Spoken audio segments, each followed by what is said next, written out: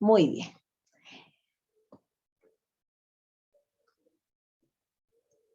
Empezamos en esta noche entonces nuestro estudio acerca del amor, pero vamos a verlo con un salmo que todos conocemos, el Salmo 23. Ese salmo que es un salmo que seguramente ha estado junto a usted en unos momentos difíciles como los que vivía David, ¿cierto? Es un salmo de David y tiene 6 versículos, es muy cortico, ¿no es cierto?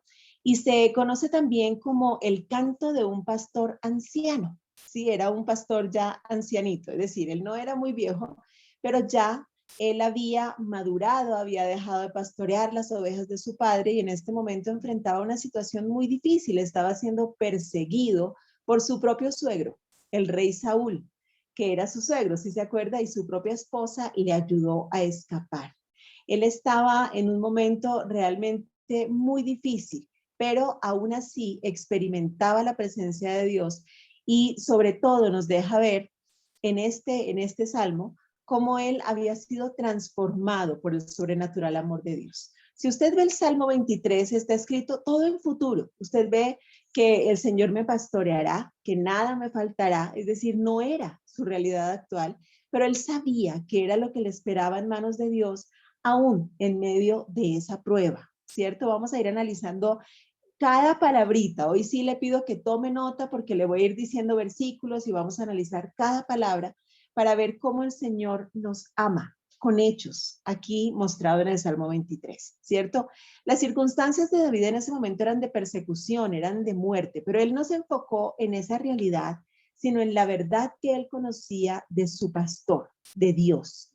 Se refugiaba en esa verdad que era futura en ese momento y el amor de su buen pastor, que era el que él había conocido mientras pastoreaba a sus ovejas, ¿sí? Acuérdese usted que en medio de muchas pruebas, él salvaba a a sus ovejitas del oso y del león, ¿sí? Y lo trae a este salmo. Usted nota que cada hombre de la Biblia habla de acuerdo a su oficio y lo aplica a la realidad que vive con su Señor. Usted ve que algunos nos hablan, por ejemplo, de cultivos, ¿no es cierto? Algunos nos hablan de semillas. Él nos hablaba de las ovejitas.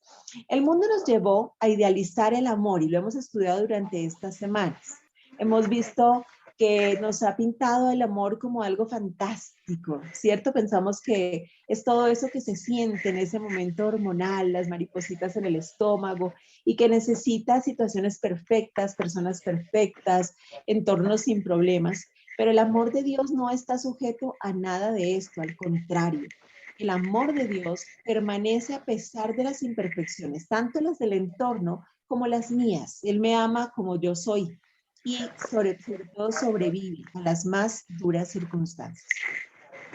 Una prueba de esto es este salmo, ¿sí? Que como le digo, en ese momento ni los pastos donde estaba David eran verdes, ni había aguas de reposo, no había nada de lo que en este momento usted pensaría que le estaba describiendo, ¿cierto? Él se encontraba en una circunstancia terrible, estaba escapando literalmente de la muerte. Es decir, que no Hoy sería para nada el estamos, escenario en el que nos imaginamos el amor verdadero. Y su consuelo lo sacó de la analogía que él hizo entre su antiguo trabajo y la realidad que vio, el respaldo que vio de Dios hacia él, hacia las ovejitas, aunque él pastoreaba, el respaldo que él vio en las circunstancias que vivió. Es decir, que él conoció allí, en su trabajo, lo que Dios hace por sus escogidos. ¿Lo conoce usted? ¿Ha visto usted actuar a Dios en medio de las circunstancias que vive, en medio de su trabajo, en medio de todo lo que usted hace? Seguramente sí, ¿cierto? Y así como él cuidaba sus ovejas de los lobos, de los leones, de los osos, entonces ahora Dios estaba cuidando de él, estaba dándole su protección. Pero también nos deja ver como una expresión de amor el conocer las necesidades básicas de sus ovejas y atenderlas día a día. Y así debemos aprender nosotros a valorar el cuidado de Dios cada día. Hay mil cosas que Dios atiende, que Dios nos da todos los días sin que nosotros lo notemos. Nosotros no lo pedimos, pero su amor es tan grande que nos suple. Él sabe lo que usted y yo necesitamos porque nos conoce. Nadie puede amar a quien no conoce. Y créame que nadie le conoce y por tanto nadie le ama tanto como su papá Dios. Y cuando nosotros amamos a alguien, entonces le conocemos de tal manera que sin que nos pida, nosotros le damos, servimos, expresamos en las 5 maneras, en los 5 lenguajes que estudiamos la semana pasada. Si usted no vio esta charla, le invito a que la busque allí en el YouTube. Ahí están los 5 lenguajes del amor. Y el Señor nos lo expresó de todas maneras y nos lo sigue expresando en su cuidado, en actos de servicio, en palabras de afirmación que nos dice todos los días en su palabra y en cada una de las formas. Todo alrededor nos refleja su amor. Él nos ama todos los días. Es también amor entonces, y debe ser mi respuesta hacia Dios, que yo valore y valide esos detalles de amor que Él tiene conmigo y que viva expresando gratitud. No puedo dar por hecho o como obligación del otro las cosas que hace por mí. Que Dios nos guarde de pensar que aquellas cosas que la gente hace bien son su obligación, ¿cierto? Y se nos olvida agradecer. Más bien nos enojamos y un día dejan de hacerlo. Y eso no está bien. El Salmo 23, como le digo, es un salmo pequeñito, ¿no es cierto? Un salmo bien pequeñito, pero es un salmo en el que además David está reconociendo el cuidado de Dios. Está diciéndole, yo confío en ti. Yo en estas circunstancias sé que estoy en tus manos y en esta prueba sé que voy a ver tu gloria. Él estaba agradecido, él conocía a su Señor. Cada uno de estos versículos nos pone en palabras el verdadero significado del amor. Cómo Dios me ama más allá de las palabras y me enseña a amar de la misma manera. Tome nota de las siguientes palabras que le voy a decir y que nos definen el amor y evalúe usted a la luz de cada una de estas palabras si realmente usted conoce el amor. Recuerde que Dios es amor y si usted vive en amor. La primera palabra está en el Salmo 1 y es relación, ¿cierto? Empieza diciendo, el Señor es mi pastor. No habla de cualquier pastor, sino de el mío. Es decir, que el amor implica una relación íntima, sincera, permanente. Él en todo momento está conmigo, lo experimenta. Las mujeres solemos sufrir de soledad y sobre todo de soledad en compañía. Tenemos la capacidad de sentirnos solas, aún en medio de mucha gente, ¿no es cierto? Pero el Señor está con nosotros. Él es mi pastor y cuida de mí como su ovejita, se interesa por mí. Aquí nos está diciendo en esta frase sencillita que tenemos pertenencia, tenemos identidad de hijos cuando podemos decir el Señor es mi pastor, yo soy una oveja de su prado, yo dependo de él.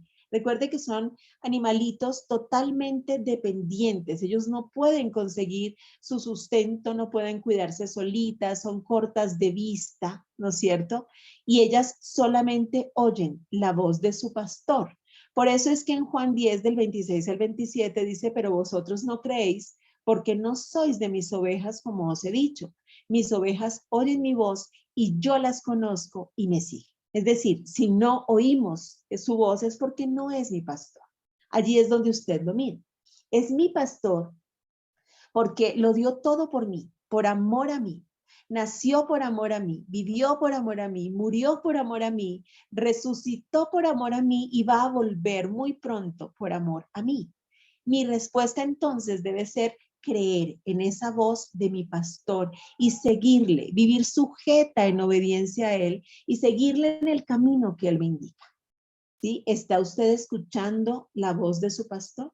¿Está usted obedeciendo y honrándole? Cuando usted le obedece, cuando usted va por donde él le dice, cuando usted hace su voluntad aunque no se parezca a lo que usted pensaría que debe hacer, entonces usted le demuestra su amor porque está confiando en lo que le dice su buen pastor. Entonces la primera palabra es relación. Debo estar en una relación íntima.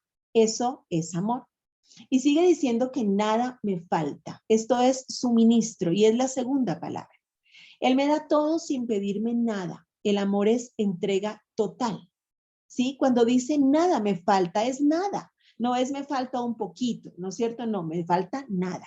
Él conoce mis necesidades y él promete suplirlas, pero no a mi manera, no en mi tiempo, sino conforme a Él, a su voluntad. Y Él realmente sabe qué es lo que yo necesito. Por eso es que nada me falta.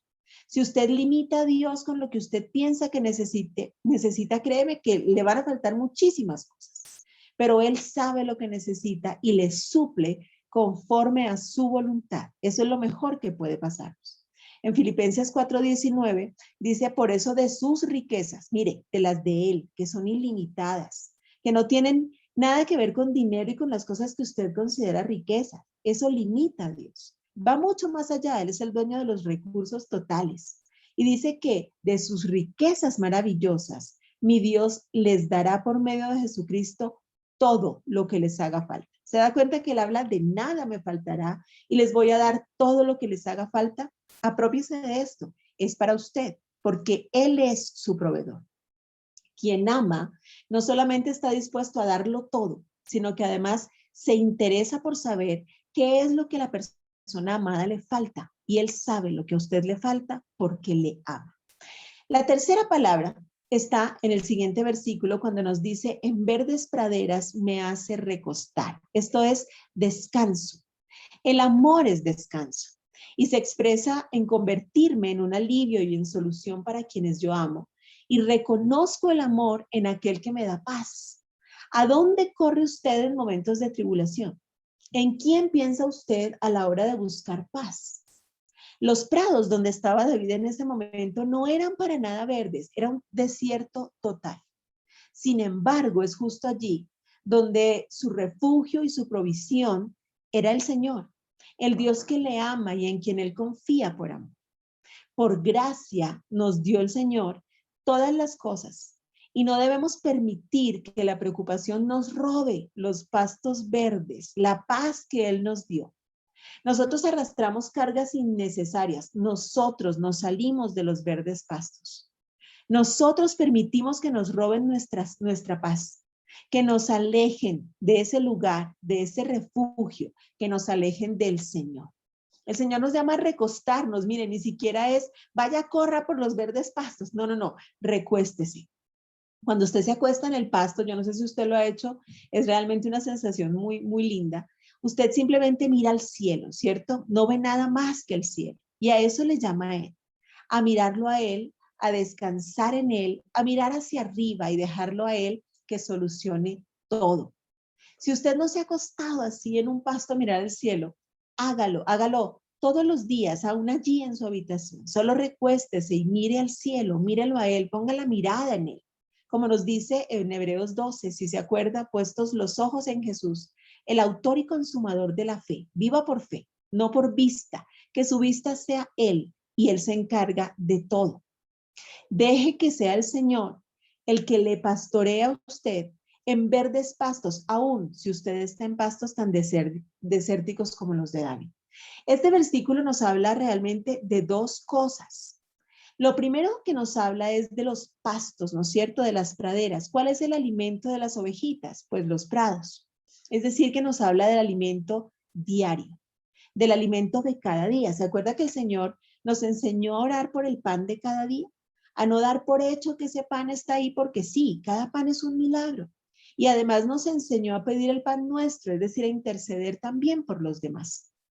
Esos son los prados. Y dice que los lleva a verdes prados, no a cualquier prado, sino a buenos prados. Y esa es la palabra de Dios que me debe alimentar todos los días. Quien me ama, me edifica y busca mi bienestar y mi crecimiento.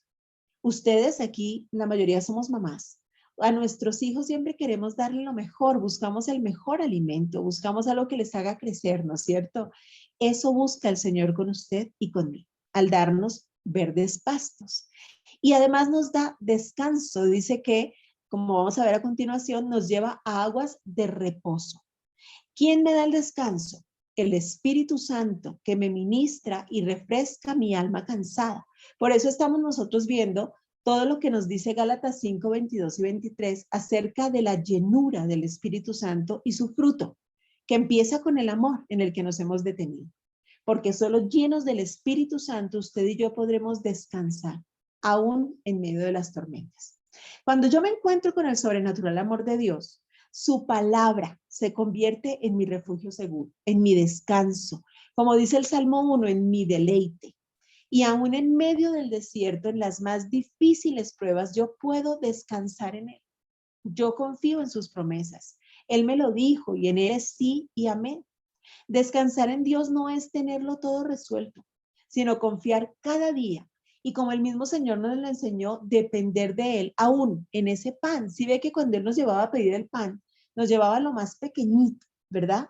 No a grandes riquezas, sino aún al pan. La ovejita no lleva pasto para mañana. Ella solo se alimenta de lo que puede comer en ese momento. Es más o menos como cuando el pueblo de Israel estaba en el desierto y podía tomar el maná, que era como esa especie de hojaldre con todos los nutrientes necesarios que caía del cielo cada día para ellos.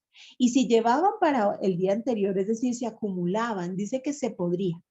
Entonces ellos solo podían tomar la ración de un día. Solo el viernes les era permitido llevar una porción más porque el sábado era día de reposo, el sábado descansaba.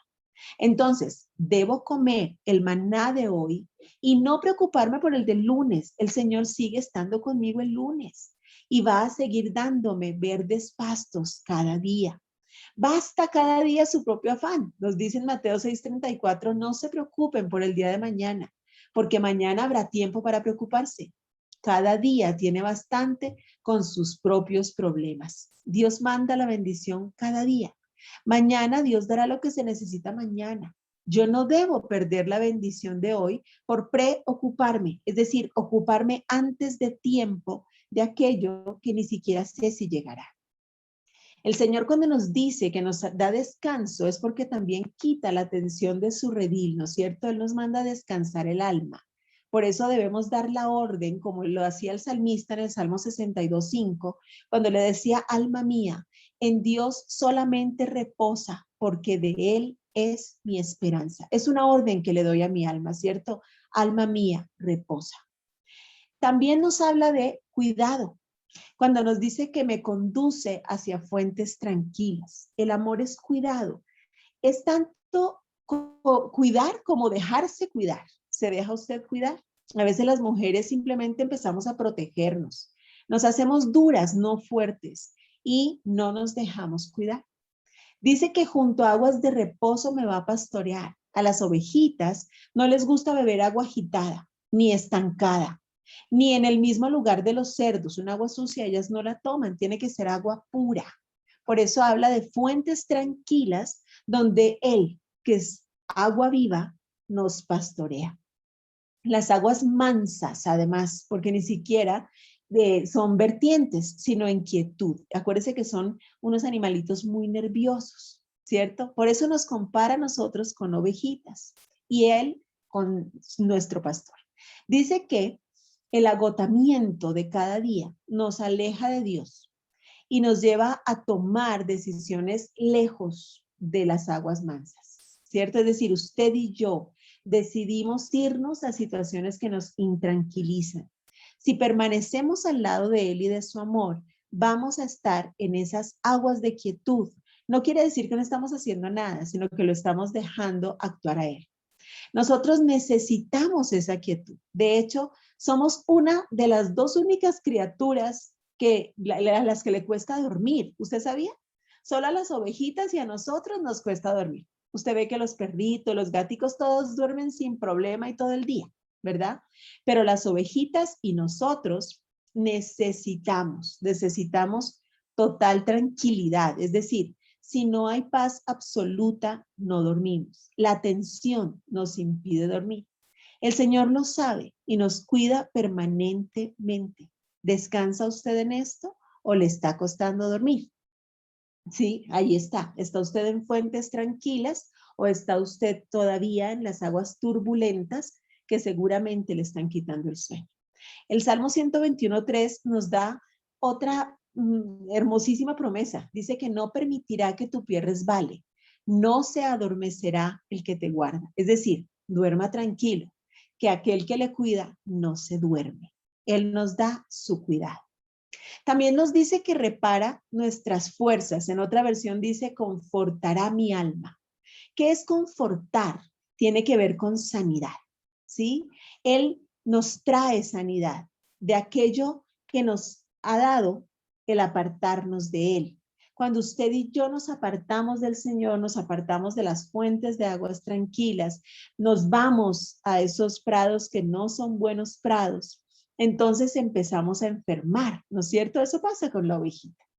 Tomamos agua sucia, nos dejamos contaminar de cosas, dejamos contaminar nuestro corazón. Cuando Él dice que conforta mi alma, es que nos trae de nuevo a su redil y sana todo lo que me haya dañado y todo lo que me haya alejado de Él. ¿Cómo lo hace? No lo hace con juicios, no lo hace con reproches ni con quejas, al contrario, busca confortar. Por eso dice que conforta mi alma para que nunca más nos alejemos de Él. El amor trae sanidad, no es algo tóxico, sino algo que cura. En Oseas 11:4, recuerde usted que Oseas nos muestra la fidelidad de Dios aún en medio de nuestra infidelidad. Dice, yo los atraje a mí con cuerdas humanas, con cuerdas de amor. Estaban sometidos al yugo de la esclavitud del pecado. Pero yo les quité ese yugo y les di de comer. Él quiere solamente quitarnos el pecado, limpiarnos. Recuerde usted que la falta de perdón es pecado. Recuerde usted que el temor se opone a la fe y es pecado. Podemos pecar de muchas maneras. En un momento caemos en pecado. Él no nos va a juzgar. Él simplemente nos atrae con esas cuerdas de amor y nos sana, nos reconforta. También nos dice que me guía por el sendero justo. Esto es dirección. El amor dirige a sendas de justicia, es decir, al buen camino. Me conduce a Dios, me edifica en Él, en palabra y en ejemplo. Quien a usted le aparte de Dios, no viene de Dios, huya de esas personas. Tiene que ver con el correcto sentido de la sujeción, que es mutua. Algo muy peligroso es cuando nos manipulan haciéndonos pensar que la sujeción es dominio, que la autoridad es poder. No, no tiene nada que ver con eso. La sujeción es mutua. Nos dice a nosotras que nos sujetemos al esposo y a ellos les dice también que nos honren como a vaso más frágil. Sujetar es como atar dos cordones para que vayan al mismo camino. Me sujeto a alguien, me uno a él para caminar en el mismo sentido, porque si me uno a una pareja y él quiere ir por un camino y yo por otro, pues eso va a ser un infierno, ¿no es cierto? No nos vamos a entender. Nos sujetamos, nos unimos para ir juntos, para caminar juntos, porque nos amamos. Dice que me guía por sendas de justicia. ¿Se acuerda la descripción del hombre justo del Salmo 1? De aquel que encuentra en la palabra de Dios su deleite, de aquel que sigue sus mandatos y los obedece. Eso es ser justo. Entonces, cuando dice que me guía por sendas de justicia, por el sendero justo, quiere decir que me guía por el camino que agrada al Señor. Yo decido seguir por esa senda. El Señor no me obliga. Él me llama por amor, crea un camino justo por amor y yo por amor le sigo a Él. Entonces el amor es dirección. Voy a leerles también esta promesa que le pido que se la apropie. El Salmo 32:8 dice, yo te voy a hacer que entiendas. Yo voy a hacer que tú puedas comprender, ¿no es cierto? No entendemos muchas de las cosas que vivimos. Él las sabe. Y dice, yo voy a enseñarte el camino que debes seguir y no voy a quitarte los ojos de encima. El Señor no le quita nunca los ojos de encima, nunca le descuida, nunca deja de guardar su vida, ¿cierto? Él nos dirige, no nos obliga a ir por donde Él quiere que vayamos, por donde sabe que debemos ir. Pero si usted se desvía, está listo para reconfortarle, para restaurarle y volverle a dirigir por el camino justo. Y sigue diciendo que todo esto lo hace por el honor de su nombre. Recuerde que usted y yo fuimos creados para glorificar su nombre. Ese es nuestro propósito. Glorificar a Dios en todo lo que hacemos, en todo lo que somos. Representar a aquel que nos creó a su imagen y semejanza. Reflejarlo a Él y cumplir su propósito en la tierra, que es establecer su reino, ¿verdad? Él va a venir a reinar. Y usted y yo tenemos esa misión de establecer el reino. Recuerde que muchas personas alrededor suyo, el único evangelio que leen es su ejemplo, su testimonio. ¿Está usted viviendo conforme al propósito de Dios de reflejarlo a Él, de glorificar su vida y de representarlo bien? Dice que Todo esto es por amor de su nombre. Él nos quiere sanos, nos quiere seguros, nos quiere por el camino justo, todo para que le glorifiquemos a Él. Ahora, el amor nunca deja de ser. Si se acaba, no era amor, ¿no es cierto? Entonces, el amor nos une con un propósito. El amor ve al futuro, el amor refleja eternidad. No es para un ratico, eso de un ratico no es amor. Y por eso dice que usted y yo fuimos elegidos desde antes de la fundación del mundo para buenas obras. ¿Usted ha leído lo que dice Efesios 2:10? Dice que usted y yo somos la obra maestra de Dios y que Él nos creó de nuevo en Cristo a fin de que hagamos las cosas buenas que preparó para nosotros desde tiempo atrás. Y en 2 de Timoteo 1:9, usted lo tiene ahí en la pantalla, dice quien nos salvó y llamó con llamamiento santo, no conforme a nuestras obras, ¿no es cierto? Si fuera por nuestras obras no nos lo merecemos, no nos llamaría nunca, sino según el propósito suyo y la gracia que nos fue dada en Cristo Jesús antes de los tiempos de los siglos, es decir, desde siempre, usted y yo estábamos dentro del propósito perfecto de Dios. También nos dice, y sigue diciendo el salmista en medio de las cañadas oscuras, porque allí estaba, que en medio de la prueba Dios nos ama. Recuerde que hay 3 tipos de amor. El amor de la ternura, el amor a través de las disciplinas, ¿no es cierto? Eso es formación. Cuando usted disciplina a un hijo, usted le está diciendo que lo ama. Usted le está diciendo, me interesas y debo corregirte para que no te vayas por un camino que no sea justo. Ese es el amor a través de las disciplinas. Y el tercero es el amor durante las disciplinas, es decir, el cuidado y la fortaleza en medio de las pruebas. Otra versión nos dice de este versículo, aunque ande en valle de sombra y de muerte. ¿Y por qué se llama prueba? ¿Por qué se llama así? Es porque pone a prueba mi fe. ¿En qué estoy creyendo? En este momento se estaba probando que David no tenía los ojos ni su fe en la realidad terrible que vivía, sino en la verdad de Dios que lo cuidaba. Y nos habla de sombras porque son eso, son sombras. Recuerde que el enemigo no tiene autoridad sobre usted, no tiene poder. Usted se lo otorga cuando le cree. Cuando entra en temor, cuando entra en preocupación, cuando entra en ansiedad, usted le está otorgando poder. La oscuridad no tiene poder sobre mí, son sombras. Soy yo quien le permite que controle mis acciones, mis emociones. Yo le pregunto, ¿a usted lo ha mordido la sombra de un perro? No, no lo ha mordido. Las sombras no muerden. El diablo no tiene poder sobre usted. Es real. Y vivimos una guerra espiritual, pero es usted quien le otorga poder. No se lo otorgue. Crea en la verdad, aunque la realidad sea muy cruda. Eso hizo David. Cuando yo creo en el Dios que me ama y que nunca me va a dejar caer, entonces veo ese futuro lleno de esperanza como lo vio David. Solo si yo me siento amada y protegida por Él, no dudo. Entiendo que soy su hija amada y que Él nunca va a dejarme. Estoy segura, por oscura que sea la noche, Él está conmigo. La sombra es iluminada con la luz de mi pastor que siempre está conmigo. La sombra nunca va a apagar la luz. La oscuridad no apaga la luz. Pero si usted entra, aunque sea con una vela chiquitica, usted sí apaga la oscuridad. Decida vivir en la luz de Dios, en la luz de su pastor, en la luz de quien le ama. Su voluntad es perfecta, su plan, donde quiere que camine y vamos a encontrar oposición, eso sí, pero es perfecta. Vamos a encontrar oposición en el mundo, pero dice que Él ya venció al mundo. Dios me va a llevar cara a cara con mis dificultades. Eso es prueba. Allí se va a ver si usted enfrentando sus miedos pone los ojos en ese miedo y se deja apagar por esa sombra, o si por el contrario usted levanta los ojos y pone su confianza en aquel que le ama y en cuyas manos usted está segura. Además dice que aunque yo camine, aunque ande, es decir, que no es eterno, son cosas de paso, ¿cierto?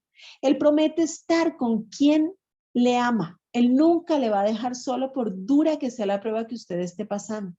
Está pasando, esto no es eterno, Él es eterno. Ponga los ojos en lo eterno, lo que usted está viviendo ahorita es un rato. Y esto me lleva entonces a las siguientes 2 afirmaciones, pero antes déjeme mostrarle lo que dice Isaías 43:2. Dice, cuando pases por las aguas, y le está hablando a usted, ponga allí su nombre. Cuando pases por las aguas, yo estaré contigo. Y si por los ríos, no te anegarán, no te van a ahogar. Cuando pases por el fuego, no te quemarás, ni la llama te abrazará. Es decir, sí hay pruebas, todas las enfrentamos. Pero en esa prueba, lo que hacemos es pasar nuestra fe como el oro por el fuego para probar que somos oro puro. Las siguientes dos afirmaciones son fruto de esto, ¿no es cierto? Si yo paso por la prueba y amo al Señor y vivo por amor, entonces tengo fe. No hay amor sin confianza. Yo no amo a aquel a quien no confío. No puedo confiar tampoco en aquel a quien no amo. La gente dice es que porque te amo yo te celo. Mentira, los celos no son amor, los celos son inseguridad. Y como dice Gálatas 5 del 19 al 20, donde nos habla de las obras de la carne, dice que los celos son una obra de la carne que se opone al fruto del Espíritu. Siempre le hago a usted la comparación y le digo que allí, junto al adulterio que de pronto ha cometido su esposo, están los celos, las iras, las contiendas, las divisiones. Y entonces usted dice, ya no puedo confiar y tengo que celarlo y tengo que estar viendo el celular y tengo que estar buscando evidencias. Usted está pecando tanto como el adúltero. Entonces no caigamos en pecado porque el pecado aparta al hombre de Dios y nos saca entonces de su luz admirable, de los verdes pastos, de las aguas de reposo, nos saca de su redil. El Salmo 141:8 dice, por tanto a ti, oh Jehová, Señor, miran mis ojos, en ti he confiado, no desampares mi alma, en él está puesta mi fe y mi confianza. Y por supuesto, viene de la mano de la fidelidad. El amor implica compromiso.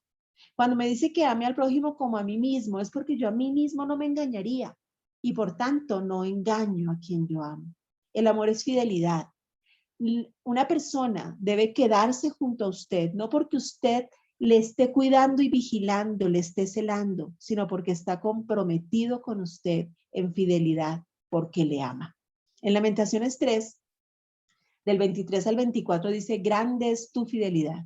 Mi porción es Jehová, dijo mi alma, por tanto en él esperaré. El Señor es fiel a usted permanentemente, aunque usted le haya fallado. ¿Le es usted fiel a Dios? Esa es la mayor muestra de amor hacia él. A él, a su fidelidad, a él y a su palabra. Sigue diciendo, tu vara y tu callado me sosiegan. Es decir, tu vara y tu callado me infunden aliento, me dan esperanza, ¿no es cierto? Esto es esperanza. En Jeremías 29:11 hay una promesa muy linda que le pido también que la tome para usted. Dice, solo yo sé, le dice a usted el Señor, los planes que tengo para ustedes. Son planes para su bien y no para su mal, para que tengan un futuro lleno de esperanza. Eso es lo que el Señor quiere para usted. ¿Por qué habla de la vara y del callado? ¿Qué es lo que me lleva a ese futuro seguro? Es la autoridad del Señor. La vara representa la autoridad, el poder y la protección de Dios, ¿no es cierto? Recuerde usted que la vara corrige y el callado, que es esto que usted ve aquí, ¿no es cierto? Esta curvita, me atraen hacia él. El callado tiene más o menos de 1,5 a 2 metros y tiene un gancho con el que él agarra del cuello a la ovejita que quiere salirse de su reino. Eso representa el trabajo del Espíritu Santo en su vida y en la mía, cuando usted y yo estamos llenos de él y nos mantiene cerquita a él, nos aparta del pecado, nos aparta del mal camino, ¿sí? La autoridad, el poder y la protección que representan esta vara y este callado son la mejor expresión de amor. Y yo por amor me sujeto y me refugio en la autoridad, no por imposición, sino por amor, ¿cierto? Si yo lo hago por obligación, eso ya se llama miedo, no amor. ¿Está usted sometido a la voluntad de Dios por amor o por miedo? Sigue diciendo que prepara una mesa ante mí, ¿sí? Esto es provisión. Va ligado al sustento del que hablamos en el versículo 1. Y no solo es provisión material, es sobre todo espiritual, emocional, de seguridad, de ejemplo, de edificación, de protección. Y hay un versículo muy clave para esto, que es 1 de Timoteo 5:8, donde dice que si alguno no provee para los suyos, y especialmente para los de su casa, ha negado la fe y es peor que un incrédulo. Es provisión en todos los sentidos. Usted a veces habla tan fuerte con sus actos que sus hijos no escuchan sus palabras. ¿Qué ejemplo estamos dando? ¿Qué fe estamos enseñando? Usted no puede decirle a su hijo que sea justo si usted no aplica la palabra de Dios en su vida. Usted no puede decirle que ore si él a usted no lo ve de rodillas. Usted no puede llevarlo a bibliazos a la iglesia. No, usted tiene que mostrarle al Dios de salvación y ellos van a querer ir solitos. Todo depende de la provisión. Amo. Y entonces confío también en esta mesa que Dios prepara delante de mí. Él quiere preparar esa mesa, pero delante de quiénes. Mire, sigue diciendo el versículo, enfrente de mis enemigos. Es decir, que me va a proveer aún en medio de las circunstancias más adversas y aún en contra de todos aquellos que quieran atacarme y quitarme su sustento. Quien me ama, me defiende y Dios me ama, ¿cierto? A veces entre las parejas es fácil convertirnos en enemigos y empezamos a entrar a la defensiva y queremos atacar y queremos hacernos daño con las cosas que decimos.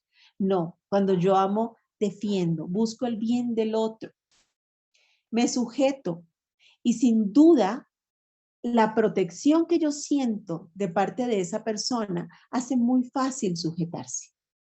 A los hombres siempre les digo, si usted quiere ver una mujer sujeta a su autoridad, que siga y sea su ayuda idónea, su compañera, protéjala. Protéjala. Cuando las mujeres nos sentimos protegidas, entonces somos ese vaso frágil que se deja llevar.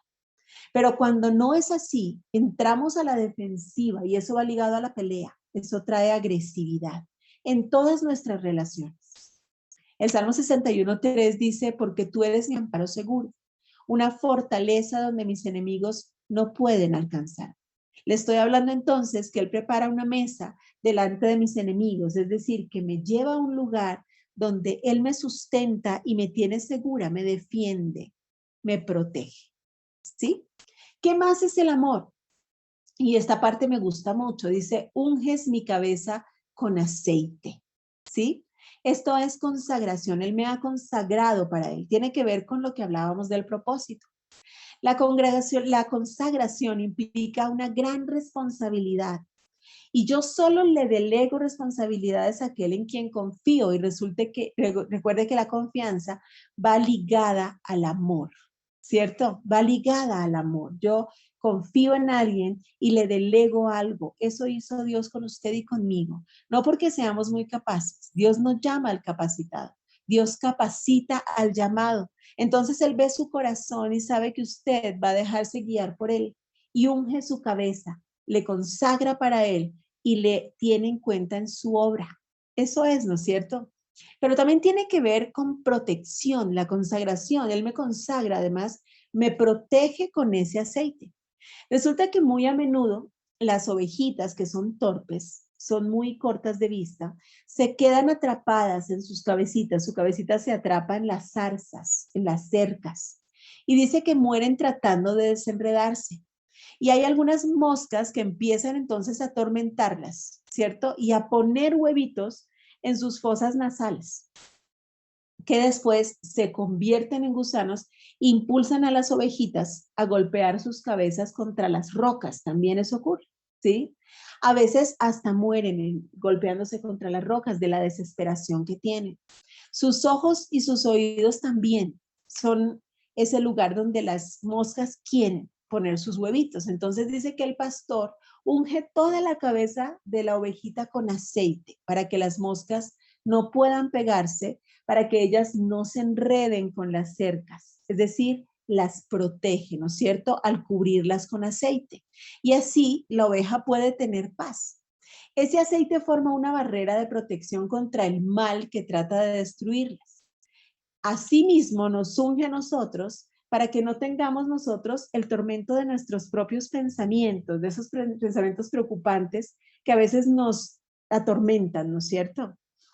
Cuando nosotros estamos dándole vueltas a nuestra mente con preocupaciones, es como si nos golpeáramos la cabeza contra las piedras como las ovejitas. ¿Por qué? Porque el enemigo pone esos huevitos de preocupación y nos hace caer en temor. ¿Alguna vez usted le ha pedido a Dios que unja su cabeza con aceite? Si usted renueva cada día la unción de su cabeza, va a estar protegido y va a estar renovando su entendimiento. Ahora recuerde que ese aceite es como algo que lubrica, ¿no es cierto? Y también simboliza la paz del Espíritu Santo. Esa paz que, como hemos visto, dice que protege nuestros pensamientos y nuestro corazón. Este aceite fluye y fluye y no deja de fluir. Es un suministro infinito. Su aceite protege y hace posible que usted pueda fijar su corazón, su mente, sus ojos, todo en él. ¿Cuándo? Hoy y siempre. Pero en el Salmo 92:10 me deja ver que no es cualquier aceite, sino un aceite fresco. Dice, tú me darás las fuerzas del búfalo y me ungirás con aceite fresco. La unción puede envejecerse. Es decir, se hace como una grasa dura, como una capa de grasa que más bien limita su vida. Entonces, usted no debe permitir que se endurezca, sino que debe renovar su unción permanentemente.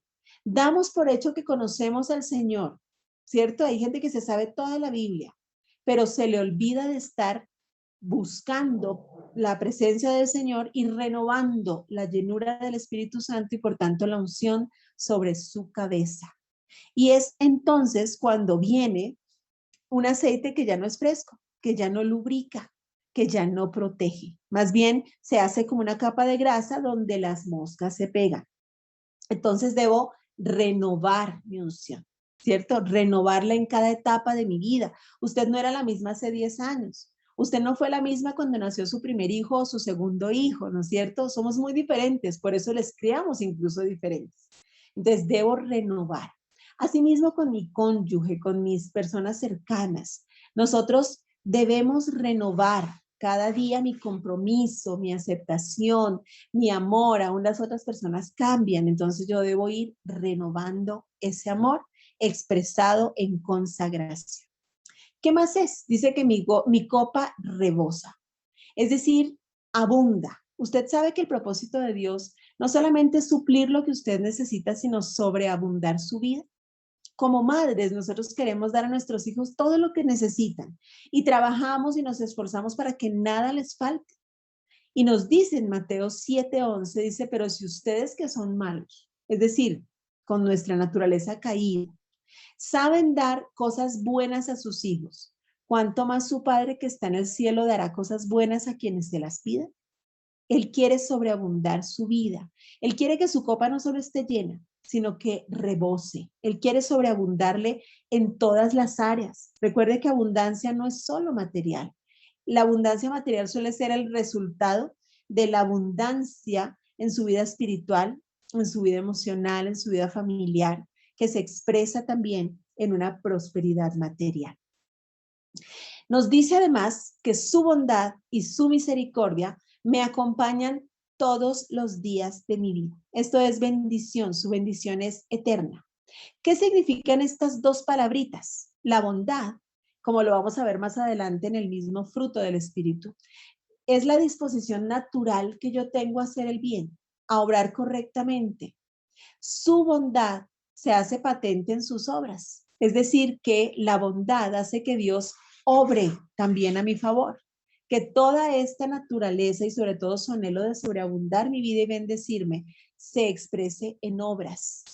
Y también me habla de misericordia. La misericordia es la capacidad de sentir compasión por los otros, ¿no es cierto? De brindarles mi apoyo. La palabra misericordia viene del latín misere, que significa miseria.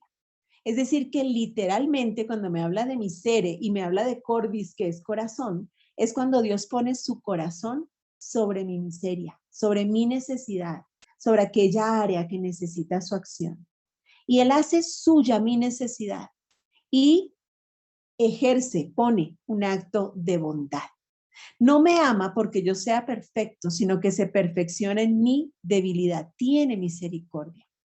Todos los días de mi vida, dice aquí. O sea que es para siempre, es una bendición permanente. Acuérdese que bendición es decir bien. Entonces, hablar bien de mí, decir bien de mí, elogiarme, igual, eso hago con los que amo, ¿cierto? Tengo actos de bondad, tengo misericordia, no juzgo, sino que más bien ayudo y hablo bien de ellos. En Hebreos 4:16 dice, por tanto, acerquémonos confiadamente al trono de la gracia para alcanzar misericordia. ¿Dónde está la misericordia? ¿Dónde está el corazón de Dios que se perfecciona en mi debilidad? En su trono, ¿verdad? Allí, junto a Él. ¿Por qué dice que el trono de la gracia? Porque no es que merezco estar allí, no, es gratis, es por gracia, es por su amor. ¿Y para qué me acerco allí? Para alcanzar misericordia y hallar gracia para cuando necesitemos ayuda. Es decir, que el amor tiene que ver con bendición. Yo hablo bien de aquel a quien amo. De ninguna manera lo deshonro con mis palabras. Y también me da una promesa y dice que habitaré en la casa del Señor. Sus promesas tienen que ser mi seguridad, pero solo recibo y creo la promesa de aquel que me hace sentir amado. Y solo prometo a aquel a quien amo. La promesa tiene todo que ver con el amor y es la seguridad de mi futuro. Habitar junto a Él es nuestra promesa de salvación. Queremos estar juntos porque nos amamos. Yo le pertenezco a Él, pertenezco al lugar donde Él habita, donde quiera que usted está en este momento, Él habita junto a usted. Ese es su lugar seguro. En la antigüedad, el hombre le pedía la mano a su novia y el símbolo de aceptación era tomar el vino que él le ofrecía. ¿Sí? Ese era el compromiso. Y dice que la novia permanecía en la casa de sus padres mientras el prometido iba a construir una casa digna de ella. No era que vámonos y aunque sea vivir debajo de un puente, como dice el amor ese que idealiza, ¿no es cierto? No, no, no. Él la dejaba tranquila, segura en la casa de sus padres, iba a construirle una casa y solo cuando estaba lista, entonces se hacía la ceremonia de boda y se iban a vivir juntos. Asimismo, Jesucristo nos está preparando una morada. En 2 Corintios 5:1 dice, porque sabemos que si la tienda terrenal que es nuestra morada está destruida, tenemos de Dios un edificio, una casa no hecha por manos, eterna en el cielo. Y dice que Él se fue a construirnos una morada, que en su casa hay muchas mansiones y que Él va a venir pronto, muy pronto, a llevarnos a esa mansión que nos tiene preparada. En la Biblia hay un aproximado de 3.565 promesas de Dios para usted y para mí. Hay dos clases de promesas, unas que son condicionales, ¿verdad? Es decir, que tienen un mandato previo, por ejemplo, honre a padre y madre y será de largos días sobre la tierra y todo nos saldrá bien. Usted quiere alargar la vida de sus hijos, ¿cierto? Todos queremos que nuestros hijos vivan muchos, muchos años y que todo lo que hagan les salga bien. Listo, no permita deshonra en su vida. Al contrario, lléveles a honrarle. Y también hay otras que son incondicionales, es decir, no hay ningún requisito para que se cumplan, son dadas por Dios en su soberanía. Las promesas de Dios son sí y amén. Y nos ha prometido que habitaremos en la casa del Señor. ¿Es su esperanza? Esa es la mía, ¿no es cierto? Pero ¿cuándo? Dice que por años sin término, es decir, para la eternidad. Su amor no se agota. Cuando yo amo, yo no quiero estar ni un minuto lejos de mi ser amado, ¿no es cierto? El amor nunca deja de ser. Jeremías 31:3 dice que el amor de Dios es eterno. Mire cómo se lo dice, con amor eterno te he amado. Por tanto, te prolongué mi misericordia. ¿Sí? El amor es eterno. El amor nunca deja de ser. Por eso, aun cuando nos casamos, nos ponemos un aro. ¿Se ha visto que es un aro? Un aro redondo, donde si usted lo mira, no tiene ni principio ni fin, porque el amor es eterno. Y es liso porque llegamos al matrimonio sin mancha. Y además es de oro porque debe ser incorruptible, puro. Ese amor es puro. Todo eso simboliza el aro del matrimonio, que es como esa alianza de amor que nos damos, ¿no es cierto? Eso simboliza el amor de Dios, un amor eterno, un amor puro, un amor que no tiene límites, no tiene principio ni fin, un amor que no tiene mancha. Ese es el amor de Dios. Le voy a dejar con este versículo y le pido que oremos. Nos dice en Juan 10:1, dice, yo soy el buen pastor y el buen pastor da su vida por las ovejas. Él ya lo dio todo por nosotros. Estoy dando todo de mí por él. Le pido que oremos con esto en mente y que le hable usted a Dios de cuántas de estas palabritas usted ha recibido, con cuántas usted se identifica, cuántas de ellas experimenta usted del amor de Dios en su vida y con cuántas usted le está honrando y demostrando también su amor a Él. Oremos entonces, le pido que cerremos los ojos y que hablemos con Él. Padre de amor, gracias. Gracias, Señor, porque aún en nuestras imperfecciones, aún sin merecerlo, Señor, tú has decidido amarnos desde antes de la fundación del mundo. Gracias por el propósito perfecto con el que nos creaste y nos llamaste, Señor, a tus buenas obras.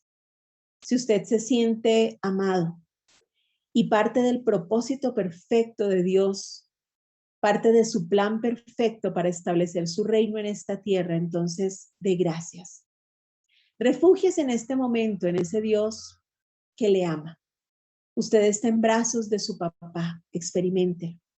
Deje que Él se lleve esos sentimientos de orfandad, esos sentimientos de soledad. Descanse en Él y sienta su amor en esta noche. Reconozcamos delante de Él que nos quedamos cortos al ver todo esto y ver la forma en que Él nos ama y nos expresa todos los días su amor.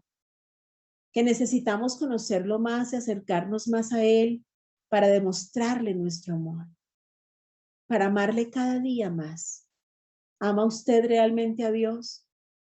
¿Puede usted decir que usted es el hijo amado de Dios, que además le representa bien y le demuestra en cada una de sus acciones, de sus palabras, de sus pensamientos cuánto le ama?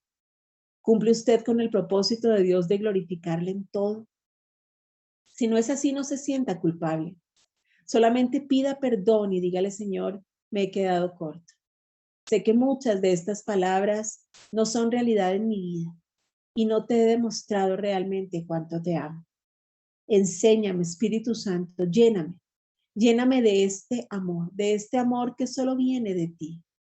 Este amor que solo tú puedes revelarme y enseñarme para poder expresar al Padre mi amor, para poder llenarme cada día de su amor eterno y con ese amor perfecto poder amar a los míos, poderme amar a mí misma como la obra maestra del Señor y amar al prójimo como a mí misma. Pídale al Señor, pídale al Espíritu Santo que le llene, que le revele ese amor, que le haga a usted portador de ese amor perfecto, que le haga una fuente inagotable de este amor eterno, que todos los suyos alrededor conozcan el amor de Dios a través de su testimonio, a través de usted como muestra y como fuente del amor verdadero. Gracias, Padre, porque sabemos que en tus manos estamos seguros y porque con tu ejemplo nos has enseñado también a amar a los nuestros. De tu mano, Señor, nada nos falta. En tu mano, Señor, tenemos provisión absoluta. Gracias. Gracias, Señor, porque conoces nuestras necesidades y tu anhelo es suplirlas conforme a tus riquezas en gloria en Cristo Jesús. Enséñanos a sí mismo, Señor, a interesarnos genuinamente por los demás y saber lo que necesitan. Y utilízanos, Señor, para dar. La ovejita por naturaleza da. Si no le quitan su lanita, puede morir aplastada por ella. Ella fue creada para dar. Usted es oveja de su prado. Dígale al Señor que usted quiere dar a los suyos, pero no dar cualquier cosa, sino dar lo mejor, lo que usted recibe de Él. Recuerde que dar significa dispuesto a recibir porque todo lo que usted siembra vuelve multiplicado y bendecido por Dios. Señor, que nuestra provisión sea siempre una fuente de provisión también para los demás. Gracias, Señor, por permitirnos reposar en ti. Hoy, Señor, aunque de pronto no estemos en pastos verdes y delicados, aunque estemos en pastos desérticos como los que estaba David, descansamos en ti. Nos recostamos en esos pastos y ponemos nuestra mirada en ti, que eres nuestra fuente de aguas de reposo. Usted necesita beber esas aguas de reposo. Dígaselo al Señor. Señor, necesito tu alimento espiritual, esos verdes pastos. Necesito descansar en ti y tomar esas aguas, aguas de reposo, que me saquen de las aguas turbulentas, que me limpien, que me conforten, que me sanen de las aguas contaminadas que tal vez he decidido beber del mundo y me vuelvan a ti. Dígale a su alma, reposa. Alma mía, reposa en el Señor. Y tome usted la promesa que Él confortará su alma y le guiará por sendas de justicia, por amor de su nombre. El Señor le ama y el propósito de Él es también glorificarle. Es decir, este es mi Hijo amado, en quien mi alma tiene contentamiento. Él le ha dado todo para que usted viva conforme a su buena voluntad agradable y perfecta. Si usted se ha apartado de esa voluntad, hoy solo pida perdón y vea a su Padre amoroso que le atrae con su vara y su callado, no para juzgarle, sino para infundirle aliento, para sanarle, para confortarle, para preparar delante de usted una mesa con todo lo que usted necesita y para protegerle de sus enemigos. Señor, unge nuestra cabeza con aceite, renueva nuestra unción. Dígaselo al Señor, Señor, renueva, pon aceite fresco sobre mi cabeza, renueva mis fuerzas como las del búfalo, porque mis fuerzas se agotaron. Que sean tus fuerzas, Señor, porque tú eres mi fortaleza. Y unge con aceite fresco mi cabeza.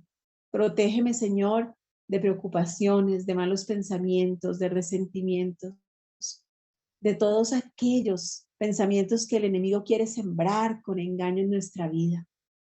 Protégenos del temor. Protégenos, Señor, de todo aquello que no sea de ti. Que sea mi cabeza ungida. Mi cabeza, Señor, que representa la consagración que tú has hecho sobre mí. Gracias por llamarnos, no porque somos perfectos, sino porque tú has creído en nosotros y nos has dado propósito. Gracias por capacitarnos para aquello que nos has llamado. Recuerde que usted es pastor, pastora de su casa y que usted está llamado a tomar de este alimento espiritual cada día para llevarlo a los suyos. Que usted está llamado a ejercer este amor que ha aprendido hoy de su buen pastor entre aquellas ovejitas que Dios le ha encomendado. Ejerzamos como pastores, aprendiendo de nuestro buen pastor, en su amor, en su disciplina también, en su ternura. Y que seamos cada día, todos los días, renovando esta unción para que nuestro llamado sea un llamado que honre al Señor y nunca nuestro ego.